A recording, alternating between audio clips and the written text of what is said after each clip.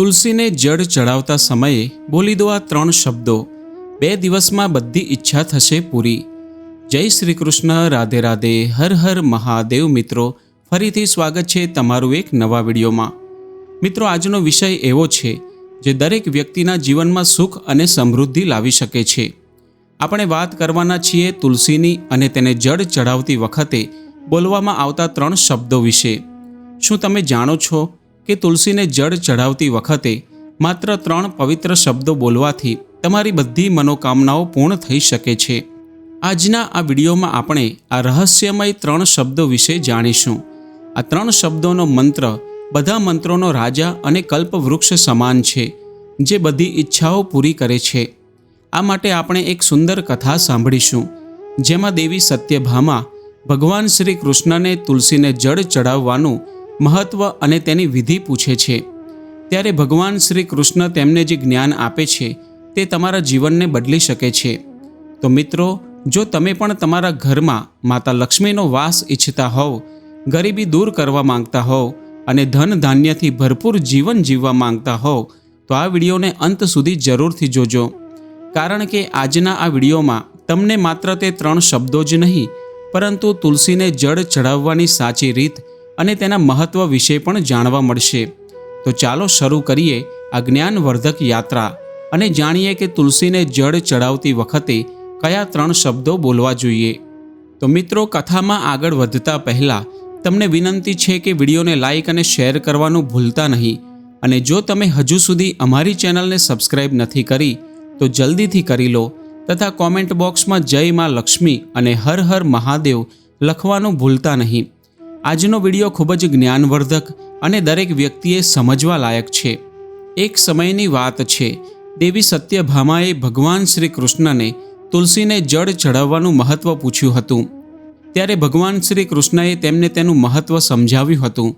આગળ દેવી સત્યભામા કહે છે, હે સ્વામી, તમે મને તુલસીને જળ ચડાવવાનું મહત્વ તો જણાવ્યું, પરંતુ હવે મારા મનમાં એ જાણવાની જિજ્ઞાસા થઈ રહી છે કે તુલસીને જળ કેવી રીતે ચડાવવું જોઈએ.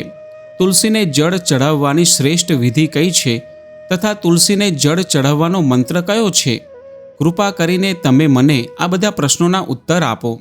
ત્યારે ભગવાન શ્રી કૃષ્ણ દેવી સત્યભામાને કહે છે, હે પ્રિય, જે પ્રકારે મેં તમને તુલસીનું મહત્વ સંભળાવ્યું છે, તે જ પ્રકારે તુલસીને જળ ચડાવતી વખતે બોલવામાં આવતા મંત્રનું પણ મોટું મહત્વ છે. આ મંત્ર ફક્ત 3 શબ્દોનો છે, પરંતુ તેનો પ્રભાવ ખૂબ જ કલ્યાણકારી છે. જે પણ મનુષ્ય દરરોજ તુલસીને જળ ચડાવતી વખતે પોતાના મુખથી ફક્ત આ 3 શબ્દો બોલી દે છે, તો સાક્ષાત લક્ષ્મી તેના ઘરમાં પ્રવેશ કરે છે. તેની ગરીબી સમાપ્ત થઈ જાય છે, તેને ધન ધાન્યની પ્રાપ્તિ થાય છે. તે મંત્ર જણાવતા પહેલાં હું તમને તુલસીના આ મંત્રનું મહત્વ સંભળાવું છું. આ મહત્વ સાંભળી લેવાથી જ મનુષ્યના બધા પાપ નષ્ટ થઈ જાય છે. તેને 100 વર્ષો સુધી તુલસીને જળ ચડાવવાનું પુણ્ય પ્રાપ્ત થઈ જાય છે. એટલા માટે દેવી, તમે આ કથાને ધ્યાનથી પૂરી જરૂર સાંભળો. દેવી સત્યભામા કહે છે, હે પ્રભુ, હું આ કથાને પૂરી જરૂર સાંભળીશ. તમે મને તુલસીના મંત્રનું મહત્વ સંભળાવો. શ્રી કૃષ્ણએ સત્યભામાને કહ્યું, હે દેવી સત્યભામા, દક્ષિણ દિશામાં એક અત્યંત સુંદર નગરી હતી, જે પોતાના વૈભવ અને શોભા માટે પ્રસિદ્ધ હતી. તે નગરીમાં સુશર્મા નામનો એક બ્રાહ્મણ રહેતો હતો, પરંતુ તે ફક્ત નામનો બ્રાહ્મણ હતો. તેનો જન્મ તો એક બ્રાહ્મણ પરિવારમાં થયો હતો, પરંતુ તેના કર્મ બ્રાહ્મણથી ખૂબ વિરુદ્ધ હતા. તેના પરિવારના લોકો પણ શાસ્ત્ર જ્ઞાન અને ધર્મ કર્મોથી રહિત હતા. આ કારણે સુશર્માએ બાળપણથી જ ખરાબ વર્તન અને અધર્મનું જીવન અપનાવ્યું હતું. સુશર્માનું આચરણ અત્યંત દુષ્ટ હતું. તે ન તો વેદ પુરાણ વાંચતો હતો કે ન તો કોઈ ધાર્મિક વિધિ કરતો હતો. પૂજા, જપ, તપ અને હવન જેવા પવિત્ર કર્મોથી તેને કોઈ લેવા દેવા નહોતા. તે અતિથિઓનું આદર કરવું તો દૂર, તેમને પોતાના દ્વારથી જ અપમાનિત કરીને ભગાડી દેતો હતો. તેના ઘરના દરવાજા પર ક્યારેય કોઈ સાધુ કે ભૂખ્યો વ્યક્તિ આવતો તો સુશર્મા ક્રોધથી ભરાઈને તેને અપશબ્દો કહેતો અને દાન દક્ષિણા આપવાના બદલે અપમાન અને તિરસ્કાર કરતો હતો. સ્ત્રીઓ પ્રત્યે તેનું આચરણ પણ અત્યંત નીચું હતું. તે અન્ય સ્ત્રીઓને કામુક નજરથી જોતો અને તેમને લલચાવીને પોતાના ખરાબ રસ્તા પર ખેંચવાનો પ્રયાસ કરતો.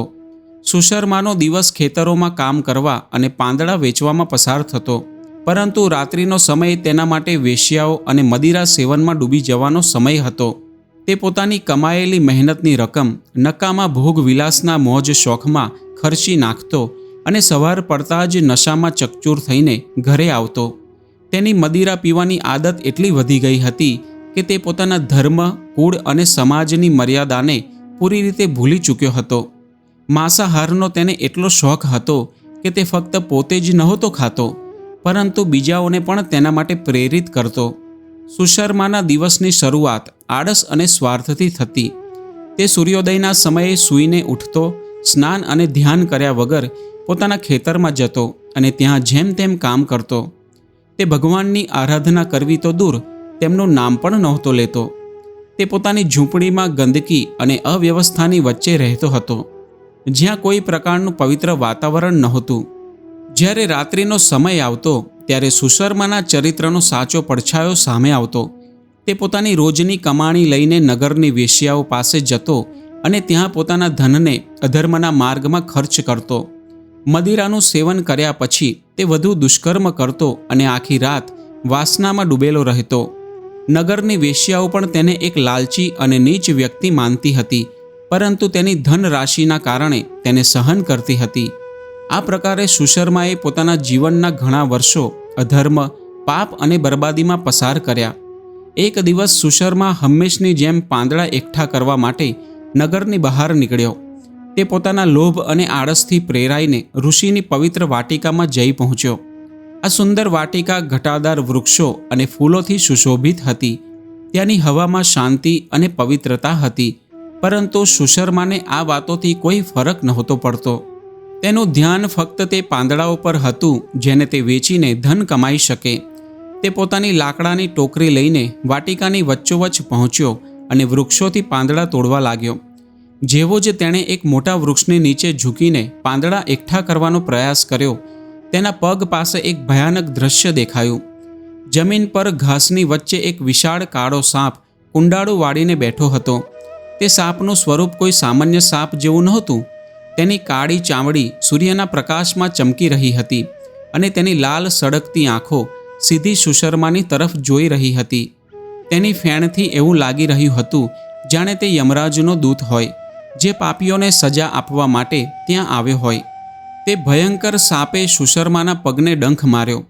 સાપનું ઝેર એટલું ઘાતક હતું કે સુશર્મા થોડી જ ક્ષણોમાં જમીન પર પડી ગયો. તેની આંખો ફરી ગઈ અને તેનું શરીર વળી જવા લાગ્યું. તે તરફડિયા મારતો ચીસ પાડવાનો પ્રયત્ન કરી રહ્યો હતો, પરંતુ તેના ગળામાંથી અવાજ નહોતો નીકળી રહ્યો. તેના શ્વાસ ધીમા થવા લાગ્યા અને થોડી જ વારમાં તેનું મૃત્યુ થઈ ગયું. સુશર્માના મૃત શરીર પાસે સાપે એકવાર ફરીથી ડંખ માર્યો, જાણે કે આ સંકેત આપી રહ્યો હોય કે પાપીઓનો અંત નિશ્ચિત છે. સાપ ધીરે ધીરે ઘાસની વચ્ચે ઓગળી ગયો અને ત્યાં એક વિચિત્ર શાંતિ છવાઈ ગઈ. થોડી જ ક્ષણો પછી આકાશમાં એક અદ્ભુત અને ભયાનક ઘટના બની. બે વિશાળ વિકરાળ યમદૂત પ્રગટ થયા. તેમના શરીર કાળા વાદળો જેવા હતા અને તેમની આંખો આગના અંગારાની જેમ સળગી રહી હતી. તેમના હાથમાં લોખંડની જાડી સાંકળો હતી, જે ભયાનક અવાજ કરી રહી હતી. યમદૂતોએ સુશર્માની આત્માને તેના નિર્જીવ શરીરમાંથી ખેંચી અને સાંકળોથી જકડી લીધી. જેવો જ સુશર્માને હોશ આવ્યો કે તેને ક્યાં લઈ જવામાં આવી રહ્યો છે, તે ડર અને ગભરાટથી ચીસ પાડવા લાગ્યો. હે યમદૂતો, મને છોડી દો, મારા પર દયા કરો, મારા પાપોને માફ કરી દો, મને બીજી તક આપો. આ પ્રકારે તે વિલાપ કરવા લાગ્યો. યમદૂતોમાંથી એકે મોટેથી હસતા કહ્યું, હે અધર્મી બ્રાહ્મણ, હવે તને પસ્તાવો કરવાનો કોઈ અવસર નહીં મળે. તે જીવનભર પાપ કર્યા, ધર્મનું અપમાન કર્યું અને હવે પોતાના કર્મોનું ફળ ભોગવવા માટે તૈયાર થઈ જા. આ સાપ તને તે જ પાપ માટે સજા આપવા મોકલવામાં આવ્યો હતો. બીજો યમદૂત, જે વધુ ક્રોધિત દેખાઈ રહ્યો હતો, તે બોલ્યો, તે બ્રાહ્મણ કુળનું નામ બદનામ કર્યું, તેના ધર્મનું પાલન કર્યું, ન ભગવાનનું નામ લીધું. તારા જેવા પાપીઓ માટે યમરાજે ભયંકર નરક તૈયાર કર્યું છે. હવે તને ત્યાં જ લઈ જવામાં આવશે, જ્યાં તું અનંતકાળ સુધી યાતનાઓ અને પીડાઓ ભોગવીશ. સુશર્મા તેમની વાતો સાંભળીને વધુ જોર જોરથી ચીસ પાડવા લાગ્યો. મને છોડી દો, મને એકવાર ફરીથી જીવવાનો અવસર આપો, હું હવેથી ધર્મના માર્ગ પર ચાલીશ. પરંતુ યમદૂતોએ તેની એક પણ વાત ન સાંભળી. તેમણે સુશર્માની આત્માને પોતાની સાંકળોમાં કસીને બાંધી લીધી અને તેને ઘસડતા યમલોકની તરફ લઈ જવા લાગ્યા. જ્યારે યમના દૂતો તે પાપી બ્રાહ્મણ સુશર્માને લઈને યમલોક પહોંચ્યા, યમલોકનું દ્રશ્ય અત્યંત ભયાનક હતું. ચારે તરફ અંધકાર, ચીસો અને યાતનાઓનું વાતાવરણ હતું. સુશર્માની આત્માને સાંકળોમાં જકડીને યમદૂત યમરાજના દરબારમાં લાવ્યા. યમરાજનો વિશાળ દરબાર મર્યાદા અને ન્યાયનું પ્રતીક હતો. તેમના સિંહાસનની ચારે તરફ અગ્નિની જ્વાળાઓ ઉઠી રહી હતી અને તેમના હાથમાં ધર્મદંડ હતો, જે તેમના ન્યાયનું પ્રતીક હતો. યમરાજ પાસે ચિત્રગુપ્ત બેઠા હતા, જેમની સામે એક વિશાળ પુસ્તક ખુલ્લું હતું. આ પુસ્તક તે હતું જેમાં દરેક જીવના જન્મથી લઈને મૃત્યુ સુધીના કર્મોનો હિસાબ લખવામાં આવતો હતો. જેવો જ યમદૂતોએ સુશર્માને તેમની સામે લાવીને ઊભો કર્યો, ચિત્રગુપ્તે પોતાની પુસ્તકની તરફ જોયું. ચિત્રગુપ્ત બોલ્યા, હે ધર્મરાજ, આ બ્રાહ્મણ ફક્ત નામનો જ બ્રાહ્મણ છે. તેણે બાળપણથી લઈને મૃત્યુ સુધી કોઈ પણ પુણ્ય કાર્ય નથી કર્યું. તેના જીવનમાં ફક્ત પાપ અને અધર્મનો સમાવેશ રહ્યો છે. તે ધર્મનું પાલન કરવામાં તો નિષ્ફળ હતો જ, પણ બીજાઓ માટે પણ મુશ્કેલી ઊભી કરતો હતો. તેણે અતિથિઓનું અપમાન કર્યું, પારકી સ્ત્રીઓ પર કામુક નજર રાખી, મદિરા અને માંસનું સેવન કર્યું અને દાન કે ધર્મનું કોઈ કાર્ય નથી કર્યું. તેણે પોતાના બ્રાહ્મણ કુળનું ઘોર અપમાન કર્યું. તેણે ન તો ભગવાનનું સ્મરણ કર્યું, ન તો પોતાના કર્મોનો ક્યારેય પસ્તાવો કર્યો. અહીં સુધી કે પોતાના મૃત્યુ પહેલાં પણ તેને પસ્તાવો ન થયો. આ વ્યક્તિ ઘોર પાપોનો ભાગીદાર છે. તેના માટે નરકના દ્વાર ખુલ્લા છે. આ સાંભળીને યમરાજે પોતાના ગંભીર અવાજમાં કહ્યું, હે દૂતો, આ ઘોર પાપી બ્રાહ્મણ, જેણે ન ફક્ત પોતાના જીવનને કલંકિત કર્યું, પરંતુ બ્રાહ્મણ જાતિની મર્યાદાને પણ નષ્ટ કરી, હવે પોતાના કર્મોનું ફળ ભોગવશે. તેને ઉઠાવીને નરકમાં લઈ જાઓ અને ત્યાંની ભયંકર અગ્નિમાં ધકેલી દો. તે ઘણા વર્ષો સુધી યાતનાઓ ભોગવશે અને પછી તેને આગલા જન્મમાં પશુ યોનિમાં મોકલવામાં આવશે, જ્યાં તે પોતાના પાપોની સજા ભોગવશે. યમદૂતોએ ધર્મરાજની આજ્ઞાનું પાલન કર્યું. તેમણે સુશર્માની આત્માને સાંકળોમાં કસીને ખેંચી અને નરકની તરફ લઈ જવા લાગ્યા. સુશર્મા ભય અને પીડાથી ચીસો પાડવા લાગ્યો, પરંતુ યમદૂતોએ તેની એક પણ વાત ન સાંભળી. તેઓ તેને ઘસડતા નરકના દ્વાર પર લાવ્યા. નરકનું દ્રશ્ય અત્યંત ભયાનક હતું. ત્યાં ચારે તરફ ધગધગતી અગ્નિ હતી અને પાપીઓની ચીસો આકાશને કંપાવી રહી હતી. ત્યાંની ગંધ અને વાતાવરણ એવું હતું કે કોઈ પણ આત્માને ધ્રુજવા પર મજબૂર કરી દે. યમદૂતોએ સુશર્માને ઘસડીને નરકની ભયંકર અગ્નિમાં ધકેલી દીધો. જેવો જ તે અગ્નિમાં પડ્યો, તેની આત્મા ભયાનક પીડાથી ચીસો પાડવા લાગી. નરકની સજાઓ અત્યંત કઠોર હતી. તેને સળગતી સાંકળોથી જકડવામાં આવ્યો અને તેને ભયાનક અગ્નિમાં વારંવાર ધકેલવામાં આવ્યો. ત્યાંના દંડાધિકારી તેના પાપો અનુસાર તેને યાતનાઓ અને પીડાઓ આપતા. કોઈવાર તેને અણીદાર કાંટા પર ચલાવતા, તો કોઈવાર ઉકળતા તેલના કુંડામાં ફેંકતા. વર્ષો સુધી તે આત્મા નરકમાં આ પીડા સહન કરતી રહી. ત્યાં તેને તેના દરેક પાપોની સજા ભોગવવી પડી. તેણે દરેક ક્ષણ પોતાની ભૂલો પર પસ્તાવો કર્યો, પરંતુ હવે તેનો પસ્તાવો કોઈ કામનો નહોતો. જ્યારે તેની આત્માએ નરકની બધી સજાઓ ભોગવી લીધી, તો તેને આગલા જન્મ માટે તૈયાર કરવામાં આવ્યો. યમરાજે ચિત્રગુપ્તને કહ્યું, આ પાપીને હવે પશુ યોનિમાં મોકલો. તેને એક બળદના રૂપમાં જન્મ મળશે, જ્યાં તે પોતાના કર્મોનું ફળ ભોગવશે. તે સખત મહેનત કરશે, પરંતુ તેનું જીવન દુઃખ અને પીડાથી ભરેલું હશે. તે પોતાના આગલા જન્મમાં પણ પોતાના પાપોનો પસ્તાવો કરશે. આ પ્રકારે સુશર્માની આત્મા નરકની યાતનાઓ ભોગવ્યા પછી બળદના શરીરમાં પુનર્જન્મ માટે મોકલવામાં આવી. તે બળદનું જીવન અત્યંત કષ્ટોથી ભરેલું હતું. પાછલા જન્મના પાપોનું ફળ ભોગવતા તે બળદના રૂપમાં જન્મ લઈને દિવસ રાત વજન ઉચકવાના કામમાં લાગી રહ્યો. તેનો માલિક તેને સવારથી રાત સુધી સખત મહેનત કરાવતો હતો અને તેની ભોજનની વ્યવસ્થા પણ ઓછી હતી. સમયની સાથે તે બળદની શક્તિ કમજોર થવા લાગી. જ્યારે તે પહેલા માલિક માટે ઉપયોગી ન રહ્યો, તો તેણે બળદને એક લંગડા માણસને વેચી દીધો. લંગડો માણસ પણ ઓછો દયાળુ નહોતો. તેણે તે દુર્બળ બળદનો પોતાના ભારને ઉઠાવવા માટે ઉપયોગ કરવાનું શરૂ કરી દીધું. તે તેની પીઠ પર બેસીને આમતેમ ફરતો અને બળદને ખાડા ટેકરાવાળા રસ્તાઓ પર ચાલવા માટે મજબૂર કરતો. જે બળદે આગળના માલિકના અત્યાચારો સહન કર્યા હતા તે હવે આ નવા માલિકની દેખરેખમાં વધુ પીડા ભોગવવા લાગ્યો. 8 વર્ષો સુધી તે બળદે ફરિયાદ કર્યા વગર પોતાના લંગડા માલિકનું વજન ઉઠાવ્યું. પછી ભલે તે ગમે તેટલો થાકેલો કેમ ન હોય. પછી એક દિવસ લંગડો માણસ બળદની પીઠ પર બેસીને એક ઊંચા પર્વત પર ચઢવાનો પ્રયત્ન કરવા લાગ્યો. આ પર્વત સીધા અને મુશ્કેલ રસ્તાઓથી ભરેલો હતો. બળદના નબળા પગ અને કમજોર શરીર આ કામ માટે યોગ્ય નહોતા, પરંતુ તેને પોતાના સ્વામીની આજ્ઞા માનવી પડી. જેમ જેમ તે ચઢતો ગયો તેમ તેમ તેના શ્વાસ તેજ થવા લાગ્યા. તેની આંખો સામે અંધારું દેખાવા લાગ્યું અને તેના પગ લથડવા લાગ્યા. ઘણીવાર સુધી ચઢ્યા પછી જ્યારે બળદની બધી શક્તિ નષ્ટ થઈ ગઈ તો તે અચાનક જોરથી બેહોશ થઈને જમીન પર પડી ગયો. તેના શ્વાસ ધીમા પડવા લાગ્યા અને તે પોતાની અંતિમ ઘડીઓ ગણવા લાગ્યો. આ દ્રશ્ય જોઈને ત્યાં ઊભેલા કેટલાક લોકો પાસે આવ્યા. તેઓ બળદની દુર્દશા જોઈને દુઃખી થઈ ગયા. તેમાંથી કેટલાક લોકોએ બળદના મોઢામાં પાણી નાખવાનો પ્રયત્ન કર્યો જેથી તેને થોડી રાહત મળી શકે. તે જ લોકોની વચ્ચે એક પુણ્યાત્મા વ્યક્તિ ઊભો હતો. તેણે બળદની પીડા જોઈને વિચાર્યું કે તેનું જીવન અત્યંત કષ્ટદાયક રહ્યું છે અને તેને મુક્તિ પામવાનો કોઈ અવસર નથી મળ્યો. તેણે બળદના કલ્યાણ માટે પોતાના દ્વારા કમાયેલું પુણ્ય તે બળદને સમર્પિત કરી દીધું. તેના આ કાર્યને જોઈને બીજા લોકો પણ પ્રેરિત થયા. તેઓ પોતપોતાના પુણ્યને યાદ કરવા લાગ્યા અને તેમાંથી થોડો ભાગ તે બળદના કલ્યાણ માટે સમર્પિત કરવા લાગ્યા. તે ભીડમાં એક સ્ત્રી પણ ઊભી હતી જેનું નામ ચંદ્રલેખા હતું. ચંદ્રલેખા એક વેશ્યા હતી, પરંતુ તેના હૃદયમાં દયા અને કરુણાનો ભાવ હતો. જ્યારે તેણે જોયું કે બધા લોકો પોતાના પુણ્ય આ નિસહાય પ્રાણીને આપી રહ્યા છે તો તેણે પણ પોતાના જીવનનું પુણ્ય તે બળદ માટે સમર્પિત કરવાનો નિશ્ચય કર્યો.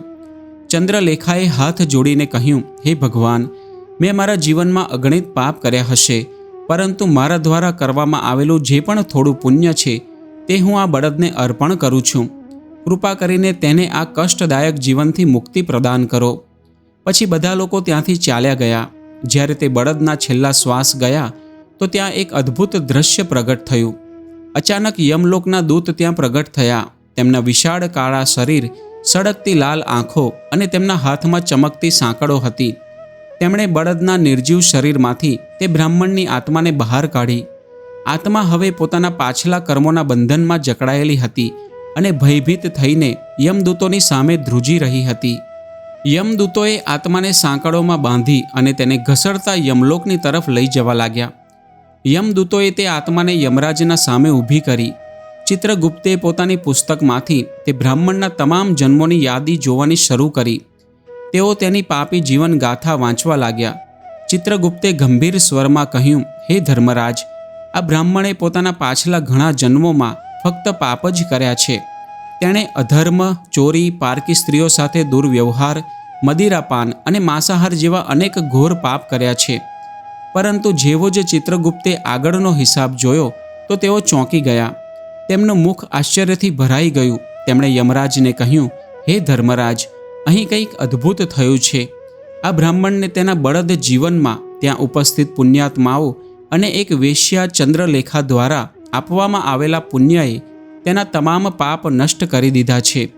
તે વેશ્યાનું પુણ્ય એટલું મોટું હતું કે તેના તમામ જન્મોના પાપ ધૂળની જેમ સમાપ્ત થઈ ગયા છે. આ સાંભળીને યમરાજે ગંભીરતાથી કહ્યું, ચિત્રગુપ્ત, જો એવું છે તો આપણે આ આત્મા પ્રત્યે ન્યાય કરવો પડશે. પછી તેમણે તે બ્રાહ્મણની તરફ જોયું અને કઠોર સ્વરમાં બોલ્યા, હે બ્રાહ્મણ, તારા પાછલા તમામ જન્મોમાં તે અધર્મ અને પાપનું જીવન જીવ્યું. તારા કર્મ તને નરકની અગ્નિમાં ધકેલવા માટે પૂરતા હતા, પરંતુ તે વેશ્યા ચંદ્રલેખાએ પોતાની દયા અને કરુણાથી તારા માટે પોતાના દ્વારા કમાયેલું પુણ્યનું દાન કર્યું. તેના આ મહાન કાર્યએ તારા તમામ પાપોને નષ્ટ કરી દીધા છે. તારા પર તેનો ખૂબ મોટો ઉપકાર છે. યમરાજે આગળ કહ્યું, તે પુણ્યના કારણે હવે તને નરકમાં નહીં મોકલવામાં આવે. તારા તમામ પાપ સમાપ્ત થઈ ચૂક્યા છે અને તને મનુષ્ય યોનિમાં એક નવું જીવન પ્રદાન કરવામાં આવશે. પરંતુ ધ્યાન રાખજે, આ તારો અંતિમ અવસર છે. હવેથી તારા કર્મ જ નક્કી કરશે કે તારી આત્મા સ્વર્ગમાં જશે કે ફરીથી નરકને પ્રાપ્ત થશે. યમરાજની વાત સાંભળીને તે બ્રાહ્મણની આત્મા આંસુઓથી ભરાઈ ગઈ. તેણે હાથ જોડીને કહ્યું, હે ધર્મરાજ, હું તે વેશ્યા ચંદ્રલેખાનો સદા ઋણી રહીશ. તેણે મારા જેવા પાપી પર દયા કરી અને મને એક નવું જીવન આપ્યું.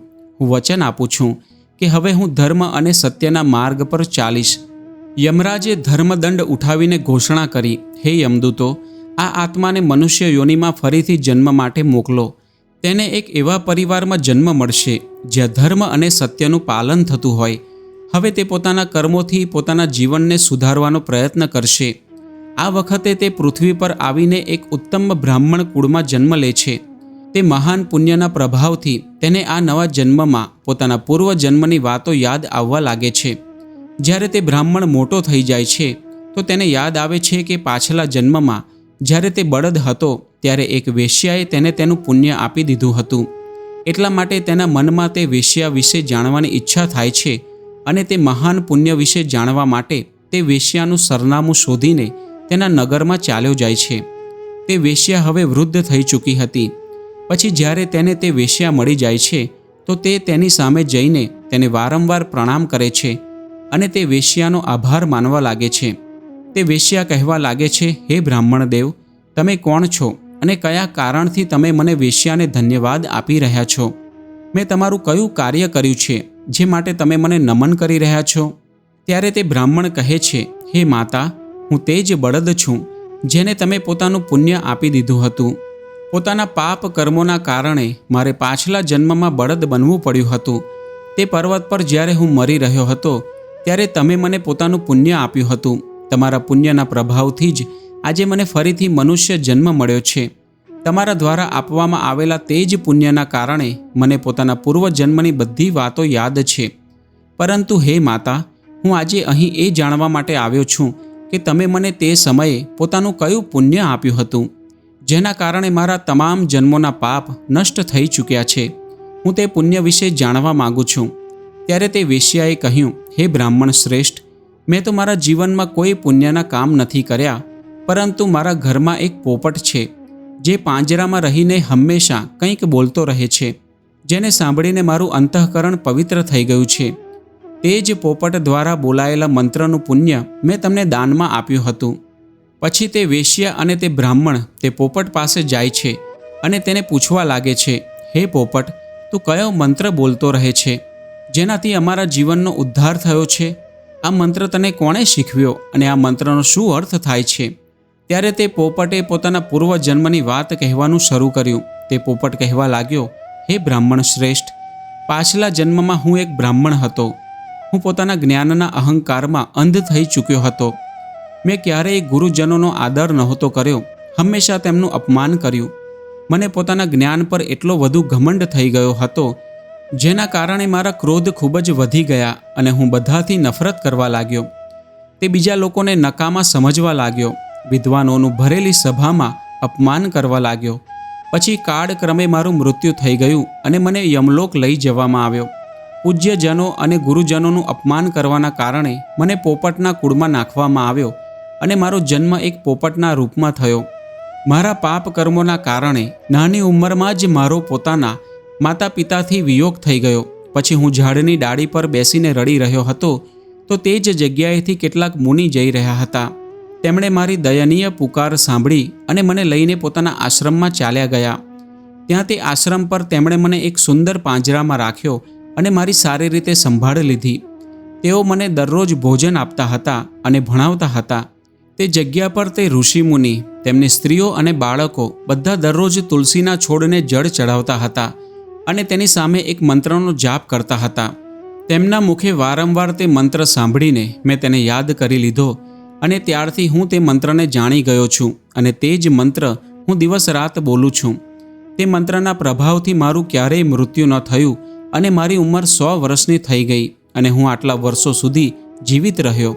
આ દરમિયાન એક રાત્રે એક ચોર તે જગ્યા પર આવી ગયો અને તેણે મને ત્યાંથી ચોરી લીધો અને પછી આ વેશ્યાએ મને તે ચોર પાસેથી ખરીદી લીધો. આ વેશ્યાના ઘરે આવ્યા પછી પણ હું તે મંત્ર બોલતો રહેતો હતો, જેને સાંભળીને આ વેશ્યાનું મન પણ પવિત્ર થઈ ગયું અને તેણે વેશ્યાનું કામ છોડીને ભગવાન વિષ્ણુની ભક્તિ કરવા લાગી.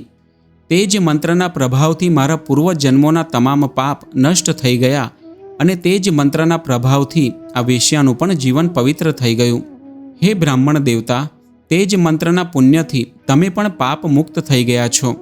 આ પ્રકારે પોપટે તે બ્રાહ્મણને અને તે વેશ્યાને આખી વાત સંભળાવી, જેને સાંભળીને તે બ્રાહ્મણ અને વેશ્યા બંને જ અત્યંત પ્રસન્ન થયા. અને પછી તે બંને જ દરરોજ તુલસીને જળ ચઢાવીને તે મંત્રનો જાપ કરવા લાગ્યા. પછી તે પોપટ, વેશ્યા અને તે બ્રાહ્મણ ત્રણેય તે મંત્રના પ્રભાવથી દિવ્ય વિમાનોમાં બેસીને વિષ્ણુલોક ચાલ્યા ગયા. શ્રી કૃષ્ણ કહે છે, હે દેવી સત્યભામા, જોયું તમે? ફક્ત તુલસીના આ મંત્રના પ્રભાવથી તે પોપટના, તે વેશ્યાના અને તે બ્રાહ્મણના તમામ પાપ નષ્ટ થઈ ગયા છે. એટલા માટે દરેક મનુષ્યે દરરોજ તુલસીને જળ ચઢાવતી વખતે આ એક મંત્રનું ઉચ્ચારણ જરૂર કરવું જોઈએ. હે દેવી, તે મંત્ર આ પ્રકારે છે, તેને તમે ધ્યાનથી સાંભળો. ઓમ વૃંદાવનયે સ્વાહા, ઓમ વૃંદાવનયે સ્વાહા. શ્રી કૃષ્ણ કહે છે કે જે પણ સ્ત્રી દરરોજ તુલસીની સામે આ મંત્રનું ઉચ્ચારણ કરશે તે સૌભાગ્યશાળી બનશે. જે પણ પુરુષ તુલસીની સામે આ મંત્રનું ઉચ્ચારણ કરશે તેને અખૂટ ધનની પ્રાપ્તિ થશે. જે ઘરની સામે દરરોજ તુલસીની પૂજા કરવામાં આવશે તે ઘરમાં સાક્ષાત લક્ષ્મીનો વાસ થશે. આ મંત્ર બધા મંત્રોનો રાજા અને કલ્પવૃક્ષ સમાન છે, જે બધી ઈચ્છાઓ પૂરી કરે છે. આથી જે પણ તુલસીની સામે આ મંત્રનું ઉચ્ચારણ કરશે તેને સંપૂર્ણ સિદ્ધિઓ પ્રાપ્ત થશે. સ્ત્રીઓએ હંમેશા સ્નાન કરીને, પોતાના વાળ બાંધીને, માંગમાં સિંદૂર ભરીને દરરોજ તુલસીને જળ ચઢાવવું જોઈએ અને આ મંત્રનું ઉચ્ચારણ કરવું જોઈએ. દરરોજ તુલસીના છોડની પ્રદક્ષિણા કરવી જોઈએ. તેનાથી બધા દોષ નષ્ટ થઈ જાય છે.